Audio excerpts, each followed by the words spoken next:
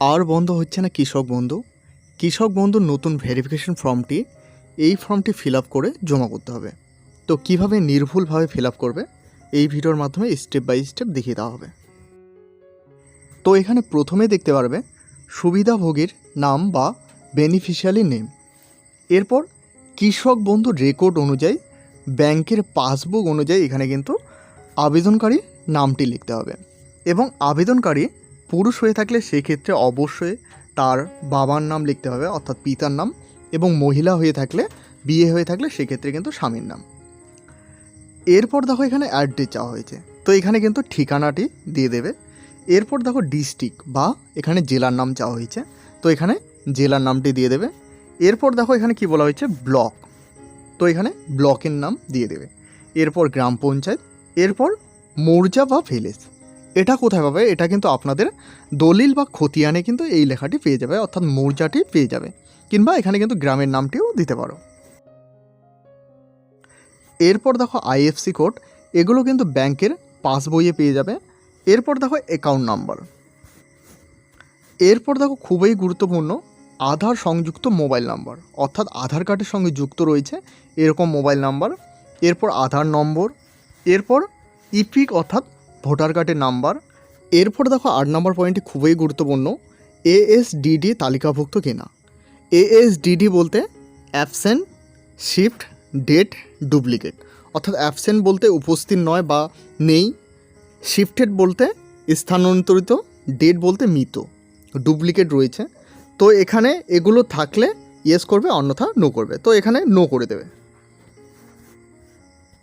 এরপর দেখো আরেকটি গুরুত্বপূর্ণ পিএম কিষাণের সুবিধাভোগী কিনা, অর্থাৎ পিএম কিষাণ পেয়ে থাকলে সেক্ষেত্রে ইয়েস করবে, অন্যথা এখানে নো করে দেবে।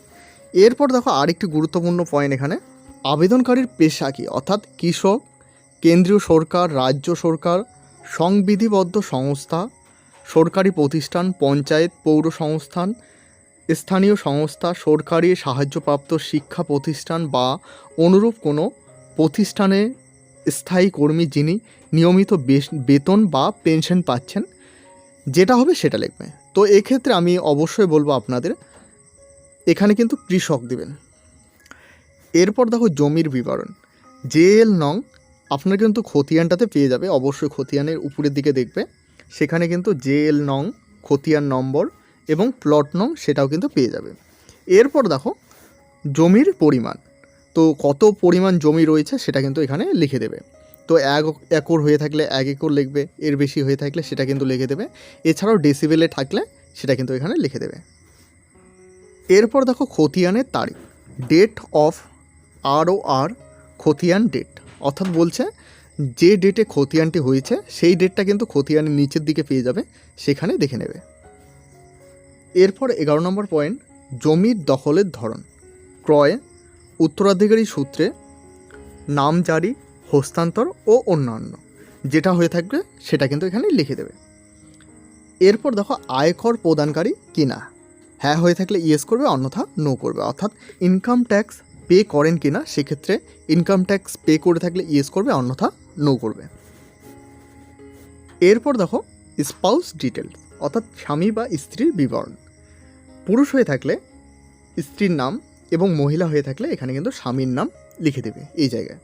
এরপর ব্যাংকের বিবরণ, অর্থাৎ ব্যাংকের ডিটেলস চাওয়া হয়েছে, ব্যাংকের শাখার নাম চাওয়া হয়েছে। এরপর দেখো আইএফসি কোড, এগুলো কিন্তু আপনার ব্যাংকের পাসবইয়ে পেয়ে যাবে। এরপর অ্যাকাউন্ট নাম্বার এখানে চাওয়া হয়েছে, আধার সংযুক্ত মোবাইল নাম্বার এখানে চাওয়া হয়েছে। এরপর আধার কার্ড নম্বর চাওয়া হয়েছে, ভোটার কার্ড নাম্বার চাওয়া হয়েছে, কেবিএন এর সুবিধাভোগী কিনা এটা এখানে লিখে দেবে, এএসডিডি তালিকাভুক্ত কিনা এটা একটু আগে বললাম, পিএম কিষাণের সুবিধাভোগী কিনা, সুবিধাভোগী হয়ে থাকলে এখানে ইয়েস করবে, অন্যথা এখানে নো করে দেবে। এরপর দেখো প্রধান পেশা কী, এখানে যেটা পেশা হয়ে থাকবে দেখে সেই পেশাটি কিন্তু এখানে লিখে দেবে। সমস্ত কিছু নির্ভুলভাবে ফিল আপ করার পর এখানে নিচে দেখতে পারবে সিগনেচার অফ দ্য বেনিফিশিয়ার, অর্থাৎ আবেদনকারীর এখানে কিন্তু একটি সই করতে হবে। তো অবশ্যই এখানে কিন্তু সইটা যেভাবে সই করো সেভাবে কিন্তু সইটি করতে হবে। এরপর দেখো এখানে আর কিছু করতে হবে না, এটা কিন্তু আপনাদের রিসিভ হিসাবে দেওয়া হবে। তো এই হলো কৃষক বন্ধু ভেরিফিকেশন ফর্মের একটি গুরুত্বপূর্ণ আপডেট। আপডেটটি ভালো লাগলে অবশ্যই একটি লাইক করবে। এই চ্যানেলে প্রথমবার হয়ে থাকলে অবশ্যই চ্যানেলটিকে সাবস্ক্রাইব করে সাথে বেল আইকন প্রেস করতে ভুলবে না।